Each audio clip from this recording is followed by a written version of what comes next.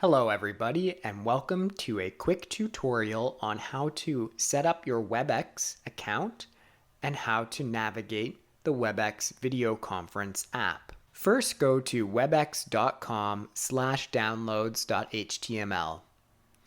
That will bring you to this page. We need the WebEx Meetings app. Here you can download the app for Windows or Mac OS. And you can also download it at the App Store and on Google Play, depending on if you have an iPhone or an Android device. Once you download the app, install it on your device and then launch it. Once you have the app installed on your device, when your instructor sends you a WebEx link, it should automatically open up your application. When you're in a meeting, you will see something like this page, except you will likely see someone else in the chat. Here it's just me alone. So this main screen will be where you see other people in the video chat, and at the bottom you have the options to mute and unmute your microphone, start or stop your video, share your screen or other content from your device, record the lecture, can close the participant list, which is on the right-hand side there.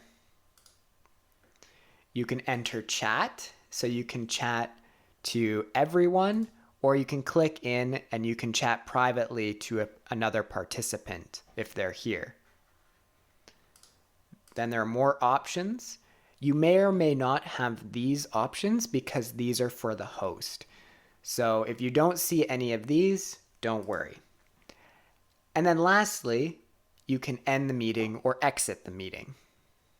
If you have a uWaterloo WhatIam account, you can access WebEx through uwaterloo.webex.com. Once you sign in with your WhatIam, you'll be brought to this page where you have access to schedule and start new meetings as you wish. This is a great way to work with your classmates when you're outside normal classroom hours. So here you can easily just start a meeting, you can schedule a meeting, you have your shareable link here, and you have all of these different settings on the left-hand side here. And that's it. That is everything you need to know about installing and using WebEx. If you have any questions, please feel free to reach out to us. Thank you.